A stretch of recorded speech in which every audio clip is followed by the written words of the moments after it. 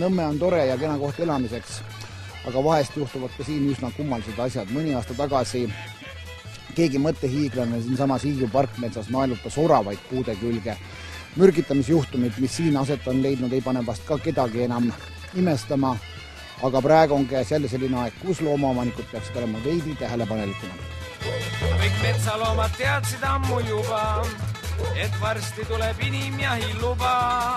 Nüüd õige aeg on valmis seada lõksud ja küüned hambad ja need teised Loomakaitsed on viimaste nädalate jooksul saanud ärevaid teateid Nõmmelt. Sealkandis tapvat üks julmur hulkuvaid loomi. Paistab, et tüübile meeldib lihtsalt lõbu pärast loomi maha lasta. Et aga jaht rohkem adrenaliini keresse ajaks, siis tegelane peab loomadele suisa keset selget päeva jahti. Loomakaitseseltsile on teada antud päris mitmest juhtumist, kus Nõmmel on koerad-kassid saanud haavlipüssi kuule. Nende tagajärjed on olnud võrdlemisi kurvad, et mõned loomad on ka surnud.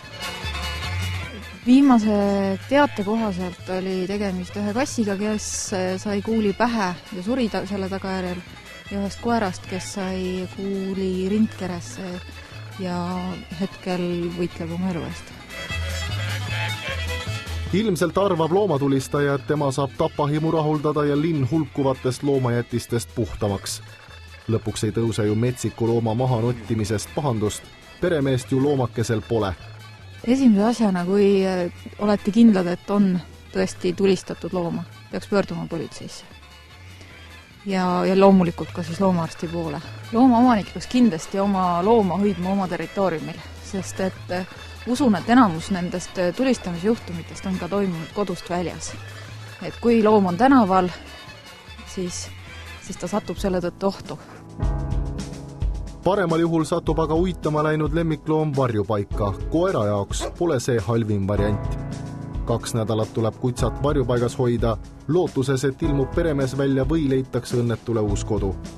Seega on penidel võimalus ette nähtud 2 nädala pärast elus olla. Kassidega on aga teine lugu. Nende jaoks ruumi napib ja nii mõneski varjupaigas saadetakse kiisud teise ilma kohe esimesel võimalusel. Praegu on seda looma suht koht raske. Kus? Pitso! Poobik! Poobik! Mine! Tead, kus Janek on? Loom on loom. Loom pääseb ikka aiast välja, kuidas edasi tegutseda. Kui loom on pääsenud aiast välja, siis esimese asjana kindlasti asutada otsima minna. Kindlasti ühendust võtta loomade hoiupaigaga, uurida, kas juhuslikult ei ole teie loom sinna sattunud. Et need on nagu 2 esimest asja, mis kindlasti tegema peab.